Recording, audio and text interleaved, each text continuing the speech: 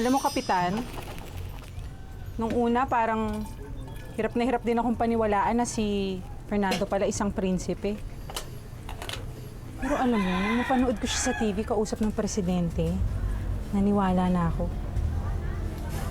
Pati nga rin ako naasiwan eh. Bakit? Paano kasi? Itong bahay ko. Luma-luma. Maliit pa. Tapos yung mga kinakain namin, simple lang. Tapos dito nakatira ang isang prinsipe. Hindi ba nakakaya? Tuloy, lalo ko naiisip na walang-wala kami. Rosella, bakit ka umiiyak? Nagbibiro lang naman sila, Loleng. Hindi, Rodelio. Alam ko totoo naman yung mga sinasabi nila eh. Nakita ko naman sa TV, mas bagay naman talaga si Fernando kay Ma'am Kulit. Kasi si Ma'am Kulit, nakapag-aral siya tapos mayaman siya. Hindi kaya. Rosella, ikaw ang mahal ni Fernando. Tama na yan, huwag ka nang umiyak. Imbis na naaawa ka sa sarili mo, isipin mo na lang na meron tunay na prinsipeng nagmamahal sa'yo. Hindi ba?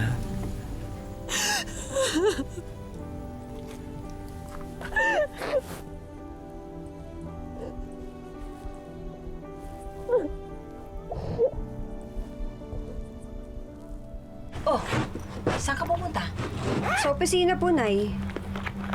Anong gagawin mo doon linggo-linggo? Kasi Nay, marami akong naiwanang trabaho doon. Tambak nga eh. Kaya kailangan kong balikan para bukas naman, konti na lang ang gawin ko. Naku, ang bait-bait talaga ng anak ko. Ang sipag-sipag. Sige, Nay, mana ako sa inyo. Paano tingin na ako? Sige, ingat ka. Huwag ka masyadong magpapagabi. Sige po. Bye-bye! Bye-bye.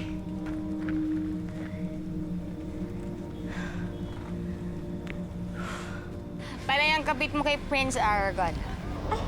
Eh di syempre, sinasamantala ko ang pagkakataon para maging close na talaga kami.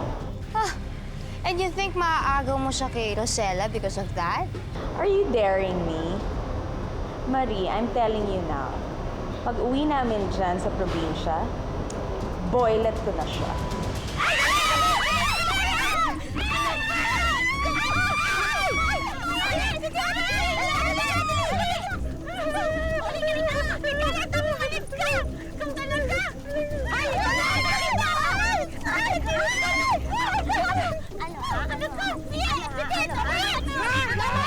Oh, Belinda, napanood mo na ba yung labas ni Prince Fernando sa TV?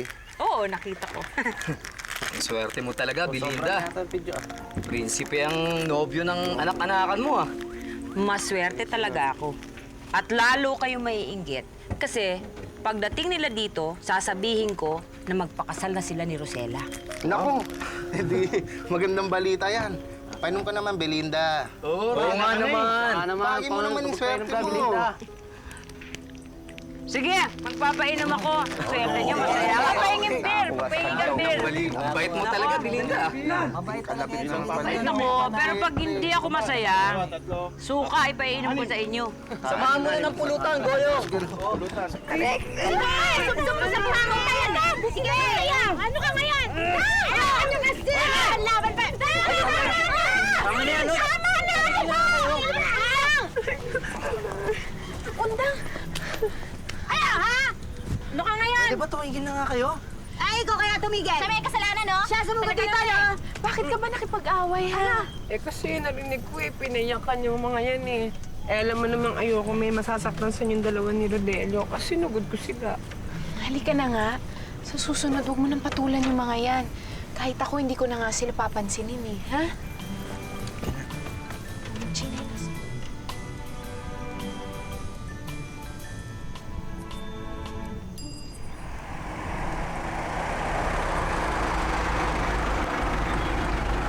Hi! Hi!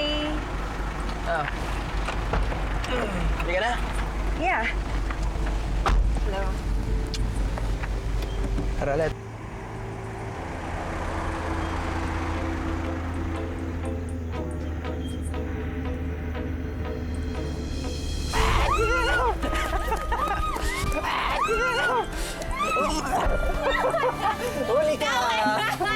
Ang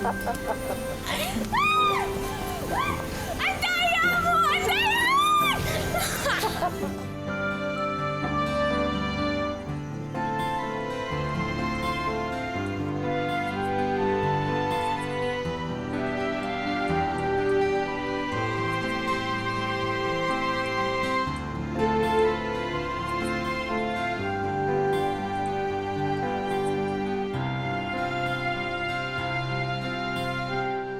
Ba daw dadating yung pinsan ni Michael?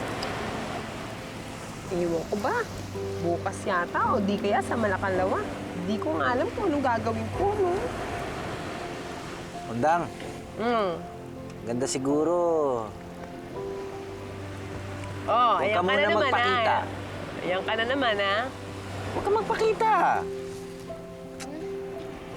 Eh, paano yun eh? Kung hanapin ako ni Michael, eh, ang dali-dali namang hanapin ng bahay ko, no? Baka ipagtanong niya ako. Aba, edi, magkunwarihan ka ibang tao. Sabihin mo, katulong ka. Alam mo, Rotelio, ikaw talaga. Tinuturuan mo pang magsinungaling tong si Undang. Undang, kung ako sa'yo, pagtapat mo na lahat kay Michael, sabihin mo na sa kanya yung totoo. Ano? Baka nga yun na lang yung gawin ko. Mukhang gano'n na nga. Bahala na.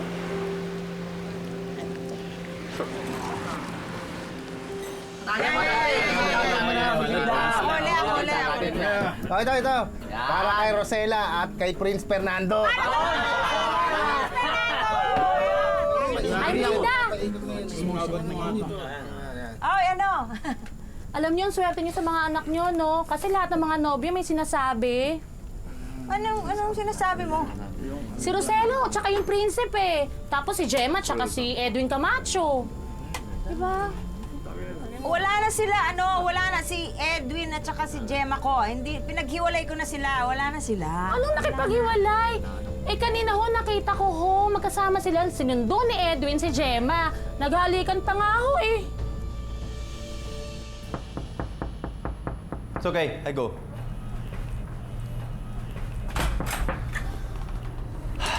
Hi, Colette. What do you want? I'm bored. Can we go out? I'll tour you around Manila. Well, I'm preparing a gift for Rosella, so... Can you do that tomorrow? Come on, let's go. No, Colette, tomorrow I go back home. You remember? I told already to your father. Oh, so... I guess you really miss Rosella, huh? Yes, I miss her a lot. That's why I go back home. So, I guess this is a time that I should have my kiss, right? What? You...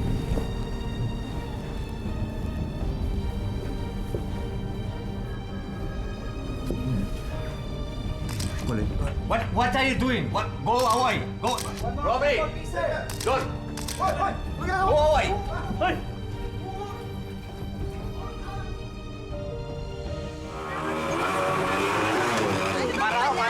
Para. Sandali lang ako. Nakita namin. Loleng! Loleng, yun niya! Tignan niyo itong karso. Si Prince to ah. Ang gapo. Uy, ayun si Rosela. Ipakita natin. Dali, ipakita natin. Rosela! Nawal ba? Yan na. Akin ang dyan. Kumabi ka nga. Nandito sa diary yung litrato niya, ano? Patingin, sino? Ang gwapo niya, di ba? Eh, di ba? Di ba?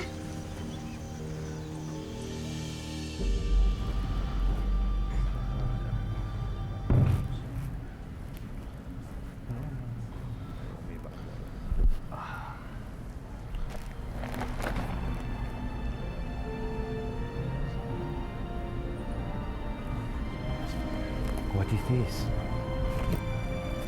Where is Arnaldo? He just left for a while, sir.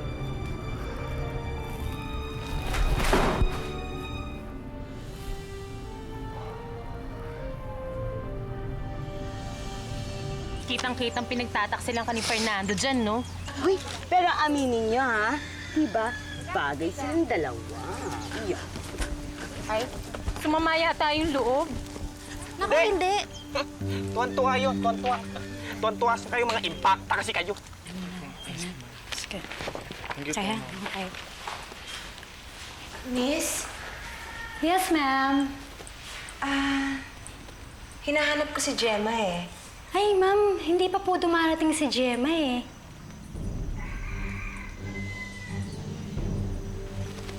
Sana naman kayo nagpunta yung lintik na batang yon. Salamat. Sige po. Siguro hindi umuwi si Gemma kagabi. Kasi hinahanap siya ng nanay niya eh. Pustahan. Tuluyan ang ginarahin ni Mayor si Gemma.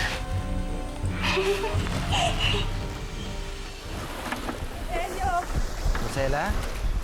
Oh, bakit? Tignan mo yun. Si Fernando niloloko ako. Kahalikan niya si Ma'am Kulit dyan. Marcela, baka naman nagkamali ka lang ng tingin. Alam kong hindi ako nagkakamali. Kung gusto mo, tignan mo, buksan mo. Rodelio, akala ko pa man din kaya siya nagpunta ng Maynila para ayusin yung problema namin. Bakit ngayon? Bakit nakita ko siyang kahalikan si Ma'am Kulit? Baka naman... Huwag mo na siya ipagtanggol! Marcela! Understand, Mayor. I don't understand why you have to put this picture in the newspaper. I don't understand. Maybe the press is up to something. I mean, outscooping each other is the name of the game here. I'm sure you're aware of that. Yes, but what about my security? What about Senorita Rosela? What about if she see the picture? I'm sure someone will explain to her that this picture is just for news. Well, I'm still bothered.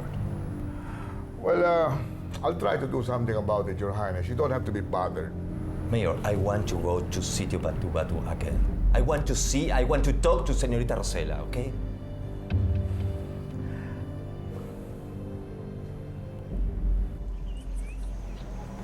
Belinda? Akala ko nagbibiro yung katulong nung sabi nandito ka. Tama na ang usap-usap. Hindi ako nagpunta rito para makipaghuntahan sa'yo. Nagpunta ako rito dahil hinahanap ko yung anak ko. Wala rito. Eh, ang anak mo nasaan? Wala rin siya rito eh. Hindi mo ba alam na may relasyon ang anak mo at saka ang anak ko?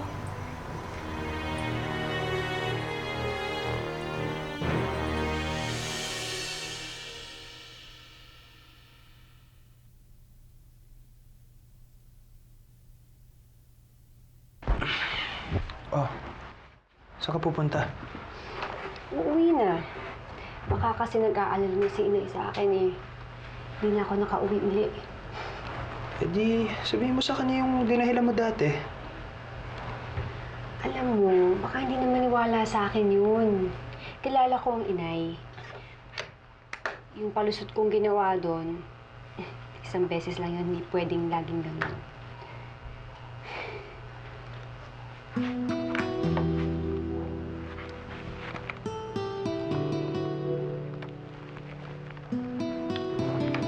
Dito ka muna.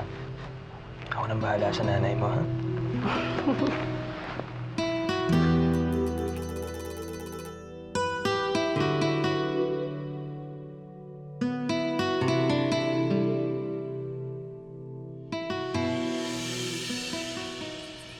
I'm sorry, the subscriber cannot.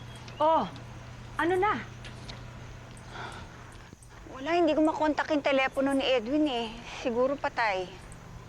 Diyos, baka kung saan na dinala ng anak mo yung anak ko, ah. O, hindi naman siguro. Eh, hindi naman tayo sigurado na sila nga magkasama eh. Anong hindi? May relasyon yung anak mo sa anak ko. Sino pang sasamahan ng anak ko? Di anak mo. Eh, bakit hindi na lang natin sila hayaan? Total, nasa edad na naman sila eh. Alam na siguro nila kung anong ginagawa nila. Hindi. Kung ibang lalaki pa siguro sinamahan ng anak ko, walang problema. Hindi ako magkakaganito. Pero sa anak mo, hindi.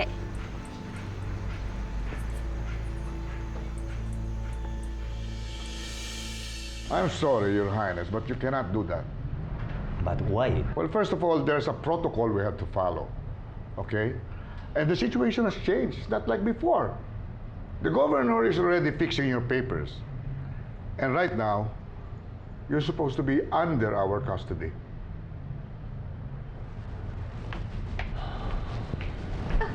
Good day, Prince Aragon. Guess what? I bought some new clothes for you. Gracias. Mayor, can I ask you a favor? Oh, it would be a pleasure to serve you, Prince. What's that? I need to be with Señorita Rocío.